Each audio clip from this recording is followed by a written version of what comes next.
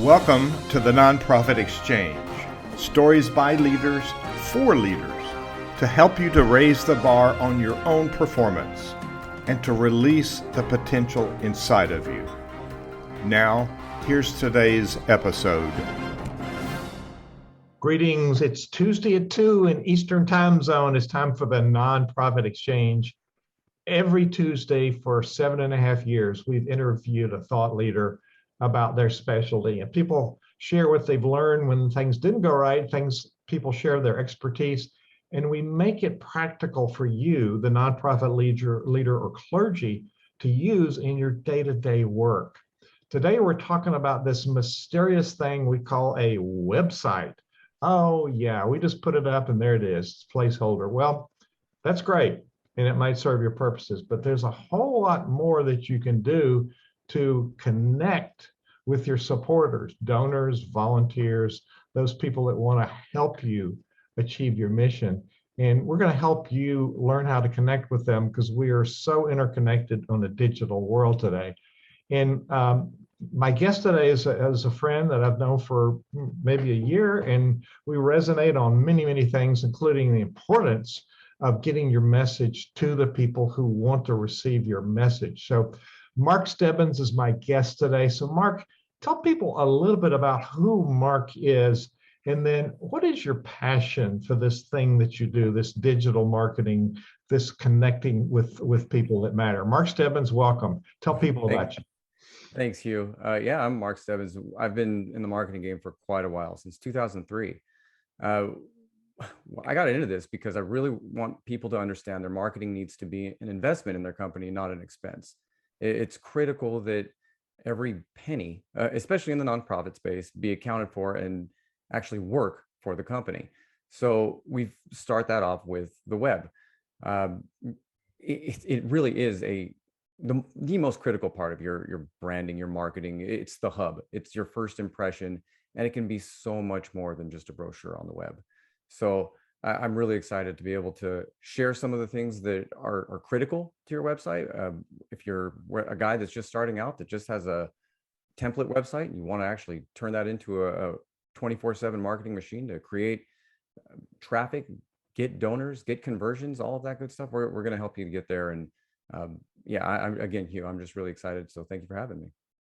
Well, and Mark, I know enough about you from our conversations over the year that you have an expertise yourself, but you also have a team of professionals that have different particular skill sets, and we'll probably get into the different skill sets. So should we shift from thinking about a website to a web experience? You're 100% correct. In fact, if you look at the CMO survey, and the CMO survey is a survey that goes out a couple times a year. It's sponsored by companies like Deloitte and so the American Marketing Association, some big heavy hitters. They talk to almost 2,900-ish companies per year, and they all talk about CMO, which is the Chief Marketing Officer, right? As far as your question regarding the customer experience, it dropped during the pandemic. People weren't focusing that much. So we've seen from February to August, we've actually seen a 21% increase overall in people focusing strictly on that marketing budget, from their marketing budget to focus strictly on the customer experience once they visit your website. And that goes into detail with a lot of different aspects. It could be video. It could be how easy is it to get to your donor button. It could be that initial impression. A lot of times people overlook the artwork because they're used to seeing the way the website looks. But what I mean by that is Google and other search engines have kind of dictated how the web is viewed these days. So you're going to see things that are very modular because we all have to take your cell phone or mobile device into consideration when going. So if you remember, like back in the early 2000s, websites used to be big, beautiful, overly designed things. And as a designer myself, that was one of my favorite things to do, was just put a ton of labor and just make this thing absolutely beautiful. Well, as time has gone on, we've really had to strip a lot of that out in order to meet load time requirements so that we're hitting those SEO speeds so that we're ranking well. So what's the point of having the website be beautiful if nobody's going to see it because it's ranking too poorly? So finding that delicate balance and working with a professional to help that website look phenomenal, have the right key elements in there that's going to make it a convertible destination, as well as let it be seen, as well as it be converted by your visitors. Have them fill that donation form out, get that monthly, whatever your ask happens to be. Again, there's just a lot that goes into it. Well, we do a lot of good work in the nonprofit world, and we impact people's lives, but we don't know how to connect with the community, the people that don't know about us and the people that maybe have been supporters, but they don't know how effective their donation has been toward creating results. So when somebody comes to your website, and what's the first thing that we need to think about the customer experience? Now we're using the word customer. We're in the business of nonprofit. We're in the business of church because there's a financial component, and there's what we're going to talk about is conversions. I love the acronym HITS. People brag about had so many hits, and Tom Antion told me that HITS is how idiots track success. And so there's another whole component of conversions. So let me back up to my question. What do we want people to see when they get there? And then what do we want them to do? When they get there, they need to see a concise message. They need to understand what it is you do right away. What's the cause that you're promoting? What is this business? I'm not going to say business, just what is your business all about? Right. And that can be conveyed through a couple different ways. A lot of times you're going to see big videos up top. You're going to see a large hero image with a cool slogan. You need that instant hook. And in that hook, it really needs to have concise messaging that's going to let the people know that they have arrived at the right place. Once they're there, then we need to make sure that we convert them. So to your point about hits, anybody can drive traffic. The problem is that the right traffic. So when you get the right traffic there and they visit and they understand that they are where they need to be, using basic visual communication strategies, you can get them to, you're basically going to direct them from point A, which is your homepage, all the way down to your donor form or contact form, which is our end goal. So you see people throw around the term sales funnels a lot. Sales funnel is just a fancy way of saying landing page. It was marketed very well. Your website needs to be more robust than just a typical landing page, because again, once they get there, that initial visit, the initial contact, that initial experience, that photo, that video, whatever it's going to be to hook them in there, as long as it's laid out well, they're going to find everything they need on that website. So yeah, there's a map, a wireframe, whatever we call it, is all the things we want. Now, my website's got like 400, 500 pages because I've got years worth of these posts. There's, these webinar, these interviews each have their own page, but they all have a lot of content. And I have articles that have a lot of content, and I have programs that have a whole lot of content. So I have 7 years worth of stuff out there in podcasts and videos, and we transcribe the videos because Google doesn't look at the video, they look at the words. So let's talk about how people are going to find your website. And there's this mysterious thing called search engine optimization. We call it SEO, and it seems to be magical. How does the search engines, I guess the big dog is Google, but there are other search engines, Bing and whatnot. How do they find you? Is that simply the SEO, and how does that work? So SEO, there's a lot to it. There isn't really one magic bullet that's going to be like, hey, you're first page of Google now. If you really look at Google, it's changed a lot, even from 5 years ago. The majority of those first page websites that you see are all paid advertisements. So a key component to your SEO is going to be getting that PPC aspect, which is a pay-per-click. So Google ads, right? We need to take all of that and put that into your marketing budget. It has to be a part now if you want to be seen on page one. Organic ranking is much, much harder to do. And if you're not up there already, you do have an uphill battle in front of you. I'm not saying it's impossible, but it's just not going to happen overnight. So a lot of things we're going to look into that's going to help you rank go beyond just the visuals. It's the code behind it. It's the site and the speed performance. You want to have a good company that's going to provide premium website support. What I mean by premium is they're monitoring it for you 24/7. If you're using a WordPress website, the back end goes out of date almost immediately. It seems like your plugins, your WordPress core, all of that has to be up to date, and that is going to help you overall. You want someone that's going to help with your ad campaign management, somebody that's going to be looking at cross-browser and device design review, so that all that cool, beautiful design that you've made looks right when it's being loaded up on a mobile device. And then you also have to take into accessibility. A lot of people forget that there are mandates now and laws that we have to make sure that your website is ADA compliant. So people with hearing issues, people with visual issues, we got to make sure that your website meets all of those parameters as well. All of that stuff, and including, and I'm just scratching the surface. That has to do with your SEO, video, backlinks. Again, I could just start going down the list. There's a lot to it. There's just, we don't have the time to go into all of it. But again, it's really, you want to just do your research, work with a company that has a proven track record of success, and let them sit down with you and work through all the subtle nuances about how the campaign is going to be customized to your business. There's no one size fits all. That's why I get very leery of companies that offer here's our $600 package. It's like, well, that doesn't necessarily mean it's going to work for you, because we really need to do a competitor analysis and see what they're spending online, because they could be spending $10,000 a month, and your $600 isn't going to put a dent in, and you just threw your money out the window. Well, there's a ROI here, return on your investment. And so you mentioned earlier that the website is an investment. Now, we have this unique ability that we attract the volunteers, but there needs to be this really clear value proposition of why people should care. And you started out by saying the first impression is, what do you do and why do you exist? And that is so important, and we don't do that very well.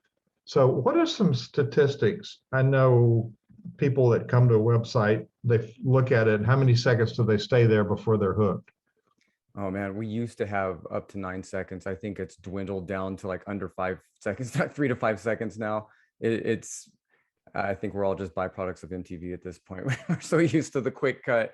It just happens really fast. So you have to have that initial pop, grab them right away, unless they specifically searched your website out organically, which means they typed in your domain into the browser itself. That person you have a little bit more time on. But if it's someone that just found you online, if they don't understand what's going on your website, you've lost them. They're gone. Yeah. So you want them to be able to easily know what to do next, right? Correct. So, go ahead. There's a fold. It's like the paper fold, what you can see on your screen. So talk about that part of real estate, and how does that relate to people wanting to, then maybe not going to scroll down in that 4.3 seconds or whatever they're there. So they need to see something in their screen at the beginning, don't they? So yes, the fold, and that's a common term, its importance is it's critical, it's important, but design has changed to where you're seeing that fold actually be filled up with one large video, or one large, what we like to call the hero image, right? And then in that, there's a cooked link that you can get deeper into the website, learn more, read more, something along those lines that encourage them to go in there. But you still have to incentivize them. So you're going to do that with some form of text, or a really just amazing video that's going to allow them or encourage them to want to click deeper. Otherwise, you're looking with shorter banners that don't fill up the entire page to the fold. And then you can put in like 3 to 4 different highlights, right? They could be different services. They could be, I always like to make sure that we cook in a testimonial at the top somewhere. Just if the internet says it, it must be so, right? That's kind of the way we function these days. Beneath that, you can also do what's called a social proof bar. And what that is we've all seen them. It's the strip of logos of companies that have done business with you, or have verified you, or have talked about you.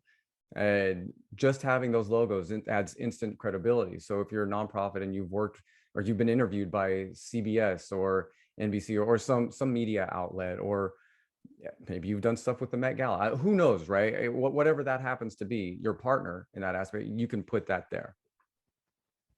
So there's a lot of things to consider. Now, as far as traffic, you mentioned AdWords. I think it's now they've rebranded that Google Ads. Google Ads, yeah. So as nonprofits, we can get a $10,000 a month grant. Now, that does you absolutely no good if you just want. And when I first got it, I tried everything and couldn't spend but $300 a month. So there's an art in being able to spend the money, but you can spend the money and end up with no results. So having someone that's experienced to know how to connect both ends. So people are searching for certain terms, and when they get to your website, then they don't find that easily. They leave. So that's, what is that called? That when they go and they leave? Bounce rate. What's that called? Bounce rate. Oh, the bounce. Yeah, they're Yeah. in and out. It's like a ball bounces. So Yeah. give us some wisdom, and I know that's part of what you do, so you and your experts know how to create that whole system. So we want to move toward conversions, which is people actually getting on your list and being able to have conversations with you, or signing up to be a volunteer or a donor or something. So how do you navigate that space? So a couple ways. When you're talking about the ad specifically, you really have to have it written well, right? If you're misleading in the ad, or if it's not written well, it's just poorly worded, you're not going to get the click, for one. Once you do get the click and they land onto the website, then your content really has to be dialed in. So I've got a team of content writers, content creators, graphic designers, programmers. We're all here. We're doing this 24/7.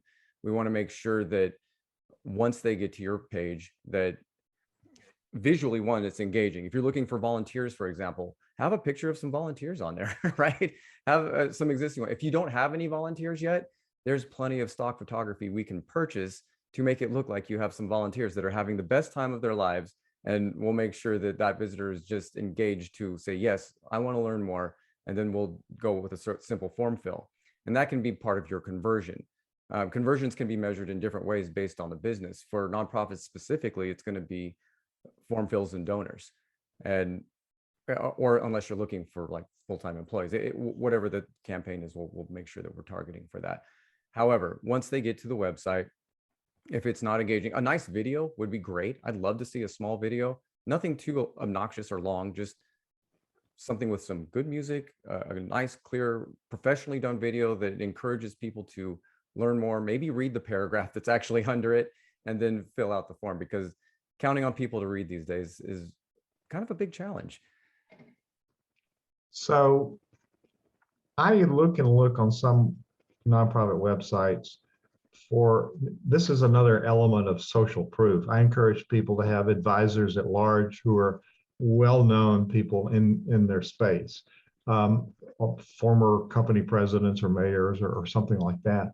But I look for that information on their website and they keep it hidden. There ought to be a real visible page or link to the team or who we are or whatever it's called. So talk about some of the essential elements that a website needs to have. So I see that's social proof. If you have credible people that are on your board and represent you as advisors, I think that speaks strongly for somebody who wants to be a supporter or donor or whatever. So how should that page look, and how easy should it be to get to?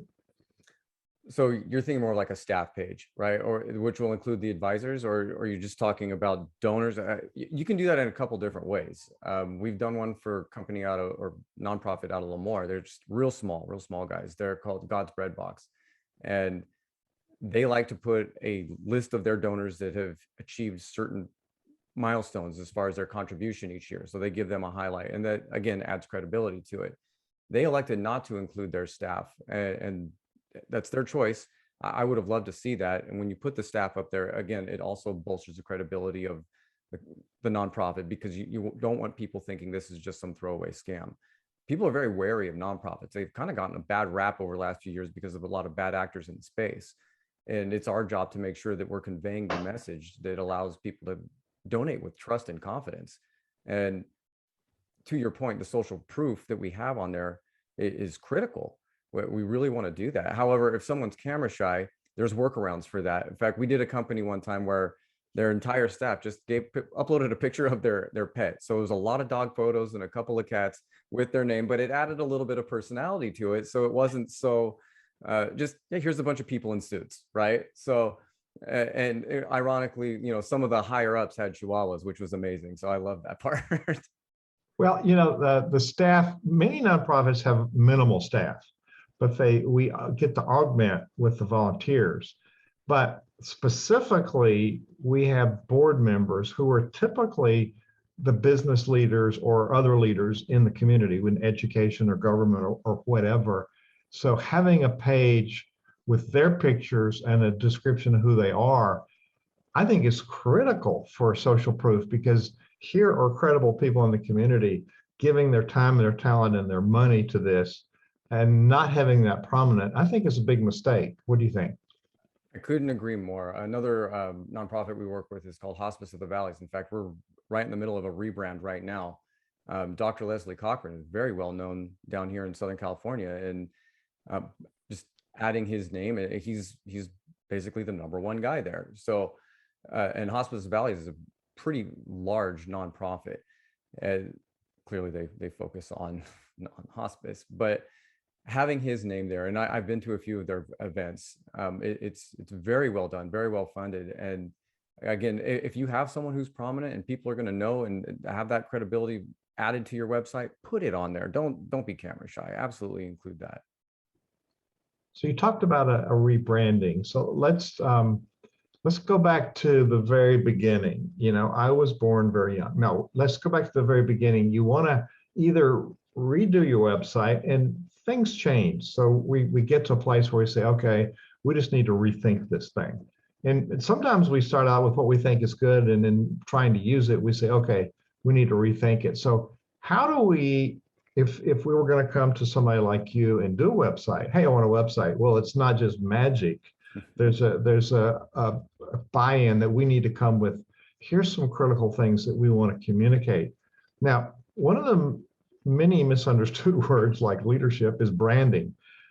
People think, now you do graphics and you've got your graphic behind you there, your logo, which is not your brand. So speak a little bit about how, I guess, the website grows out of what your brand is, your brand image, your brand promise, all of those pieces of the brand. Then and only then can you create the space that we call this web experience. So talk about, where do we start in thinking about what this looks like, and how do we come to somebody like you with a pretty good list of to-dos so we can at least have that beginning conversation? Yeah, well, fortunately, I'm going to help you out right out of the gate, because we've been doing this for so long. We already have that list created, right? But we're just going to give you the list of, this is what you should need, and this is what we recommend you have. And that's going to include things like, make sure you're a nonprofit, you're going to be running events. So let's make sure we have an event calendar on there. We want to make sure we have things like your newsletter sign up, keep in touch, keep engaged, right? As far as the list is fairly lengthy, so that doesn't apply to everybody. But one of the other things is, if they're new, if they're just getting started, we want them to take a look at other websites. And one of the biggest mistakes is people tend to focus only on other websites in their industry. So if you're only looking at other nonprofit websites, you could be missing out on great marketing tools and strategies used by larger or more successful companies, that you just want to maybe cannibalize that part and incorporate some of that flash or flair and put that into your website to help engage users. Now, as far as the branding is concerned, no, your logo isn't your brand. You're 100% correct there. Logos are great. They're what we want to burn that into your visitors' memory, so that it's easily recognizable. If you're out there at a golf tournament and they see your logo as CenterVision has sponsored this hole, then hey, we know that all about CenterVision. So cool. But part of that golf sponsorship is part of what CenterVision is all about. That's part of their brand. They're giving to the community. So part of your branding is the mission. It's the vision, and it's how your company is going to be portrayed. You look at a brand like Nike or a brand like Coca-Cola. Granted, it's shoes and soda, but it's so much more. We know that if someone wearing Nike gear does something terrible, it's going to reflect poorly on the brand, right? And then all of a sudden that brand is associated with negativity. So brand protection is very, very important, we want to make sure that your name isn't getting associated with terrible things. We only want to associate it with wonderful things, and we'll make sure we can do that through reputation management online. That's great. We're talking with Mark Stebbins. It's Stebbins, Stebbins media.com. And, not only does he do it for other people, he's done it for himself. And I believe you said this is new. And it's really, you get above the fold. We've got the whole world there. It's a digital world when we go to your website. So this checklist of things, is that available somewhere, or do we have to email you personally to get it? That's a one-on-one checklist. So yeah, shoot me an email. I'm happy to share that with anybody. It's a general intake form that we like to give to anyone looking to rebrand their website, update it. A website really should be refreshed every 3 to 5 years. If you're at that 5-year mark or beyond, let's talk, because probably even if you like the design, your code's out of date. We got to fix that and make sure you're up to snuff, because you are getting penalized as far as your load speed goes, as far as when Google does their web crawl and looks at, are you relevant? Are you recent? That's a problem. Another thing that you can help to do to bolster your SEO is just add dynamic content on a regular basis. Stay active in your blog. Little things like that are going to help you out. There's a lot of things you can do on your own that doesn't require a company like mine to come in and do for you. However, if you don't have the time, we're happy to do it. So, getting the counsel of a professional is an investment. So I would encourage people. I did, and I still have counsel, and I still find there's a whole bunch of things I need to know that I don't know. And by the way, I have other gifts, and my gifts are better used other places than me trying to figure out stuff that I don't know how to figure out. And so if I haven't figured them out by 75, I'm not going to figure them out too much. But so coming to this, so how can people, is it Mark at Stebbins Media? Yeah, just email me, mark@stebbinsmedia.com.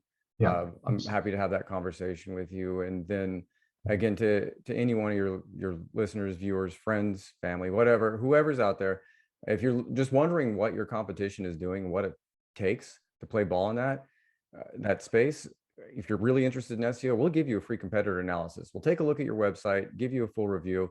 Usually takes us about 5 to 6 hours. I'm happy to do that for free for any of you guys. That's great. So getting the data to know what you're up against. We don't think it's important to look at who else is doing what we're doing. Now, we can call it competition. We can call it alternatives. People that have a need, like we feed hungry people, or we help people get out of poverty, or we help people seek medical care that don't have it. Whatever we do, we need to look at what the options are, so we make sure that we are clear on what we do differently.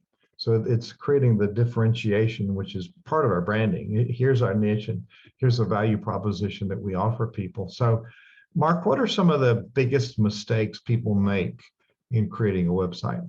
Oh man, where do we begin? One of the biggest mistakes is getting involved with a template website that has a proprietary content management system that doesn't allow you to change it. You can't evolve and grow and actually market the website. So I don't want to say the names of these larger entities because I don't like getting sued, but but that being said, there's a lot of restrictions being placed on a lot of box solutions where we want to take you out and build you something custom from the ground up. That way the freedom is yours to move laterally, vertically, whatever it may be, as far as the growth of your company is concerned, or extending that reach to optimize better. There's so many benefits to building it from the ground up, and we'll use something like WordPress. If the budget isn't the biggest budget, don't worry, we've got a solution for that. But getting stuck in template websites, I would say, is probably the number one mistake. And it's generally a budget decision, and that's fine. If you have little to no budget and you just need a brochure on the web for right now, run with those. You need to have some web presence. It's better than none. But when it's time to market it, and maybe you've fallen in love with that design, we can still convert that design into a better platform for you, maybe improve it a little bit for you, give you some suggestions, and then give you something bigger and more robust. The other issue is poor messaging, terrible content, right? If someone gets to your site and they can't understand why they're there, the menus aren't working, there's just glitches. If it's an unusable website, that's another problem that we see a lot of times. And then I'll cut it off here. One of the last things is just really bad photos. You can have the best design in the world, but if you have terrible photography, you just shot yourself in the foot. You've absolutely sunk any chances of people taking you seriously. Because again, it's what you see matters. It's visual communication. I want to emphasize that a lot. It is all about how image is everything online, right? It really is. You have to portray the image of trust, success, and confidence on people when they're on your website. And if they're going to be donating money to you, they need to understand that you are a legitimate, credible nonprofit that's going to take care of every dollar they give to you. It doesn't need to be an afterthought. We tend to go into this minimalist scarcity mindset that it's nonprofit. We can't afford to do marketing. We can't afford to do this, that, and the other. And then we wonder why we're always struggling to meet our budget. And so I would encourage people to spend an investment, spend it as an investment, not an expense, in actually finding a pathway to get more volunteers and more donors, because there's a whole experience piece that we're missing out on. And we think just because we're doing good work that people are going to jump on the bandwagon and help. That's not true. There's a lot of really good causes for people to support. So we need to cut through the confusion and get right to the heart of what's important.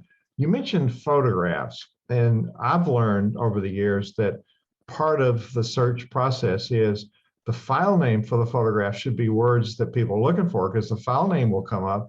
And then what's called the alt tag, which is the words behind the picture, that's what the search engines look for. They don't see the picture, they look for those words, correct? Yeah, that would be done in what we like to call phase one. We have phase one and phase two levels when it comes to our search engine optimization plan over here. So phase one really focuses on site. We want to make sure we're spending time dialing in the code, adding meta tags, making sure that exactly what you said about the photographs, all images are labeled correctly. Because when you launch a website, 99.8% of the time, it's not optimized. It's just up, right? And we want to make sure that with our phase one, we're going to go in there and get that dialed in. So yes, your meta tags are important. However, they aren't as important as they used to be, but don't neglect it. That's not going to be your magic bullet. And like I said earlier, there is no magic bullet to SEO. This is a machine, and you got to make sure all the cogs are fitting well and working together. You mentioned backlinks a while ago, and define that, and how do we negotiate those? So backlinks, it's a little bit more of an advanced tactic. You need to make sure that, well, a backlink is a link to your website from another website. That's essentially the backlink, right? But more importantly, that those backlinks are coming from websites that make sense and that are relevant to your website. If you're getting backlink, so how do you do it? You can be a guest blogger. That's one of the fastest, quickest ways to do that. Just offer to be a guest blogger on another website. Say, hey, I'd like to give you some content, boost your SEO. It gives a backlink back to my website. Boom, we've enhanced credibility. However, what I was just going to say is it needs to be from a website that's relevant in your space. Now, I don't want to have a backlink from like a toy website coming back to Stebbins Media. It wouldn't make any sense. If it's another marketing website, or if it's another, if it's something in my area that's going to add credibility, and Google's smart enough to know, because a lot of times there's junk websites that have nothing but nonsense on them, and then there's a backlink that goes back. I've seen it. And one of the ones that cracks me up to this day was my poor client. They showed me this link. It was a website that had nonsense on there. It was just a lot of nonsense. It didn't make any sense. It said humongous jumping train, client's URL, and there's their backlink. How is this going to help you? I mean, it doesn't help. So, and again, there was a lot of games that used to be played, but Google is wisened up and their algorithms are very, very smart. So none of that stuff is going to work anymore. It isn't going to work. It's just a good old integrity still works. So Mark Stebbins has been our guest today, and we've packed in the whole time here with useful tips. So it's Mark, I'm going to come back to you for a closing tip or challenge or thought for people. But it's Stebbins, Stebbins Media, and if you want to .com, and if you want to contact Mark, it's Mark at StebbinsMedia.com, and this just to call Mark and get his tips for checklists for setting up a website would be educational in itself. So Mark, what do you want to leave people with today? Well, I want to touch on something I spoke on a little earlier, was if your website is 3 to 5 years old, let's have that conversation. Let's talk about it. Let's see where you are design-wise. Let's see where you are code-wise, and make sure that you're absolutely taking advantage of everything that you can.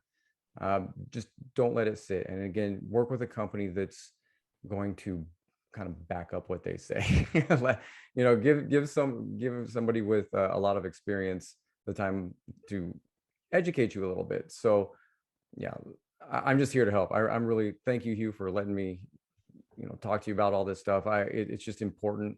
To me, the website has always been the most critical part of your marketing, period. There's a lot that goes into it, but even your sales team needs a great website to refer their clients to go back to and legitimize everything. So let's make sure that part is dialed in. Your sales team is everybody that's a blabbermouth about your work, your board members, your volunteers, your committees, and all of that. Mark Stebbins, thank you for giving us some really useful information today on the Nonprofit Exchange. Thanks, Hugh. Thank you for watching the Nonprofit Exchange.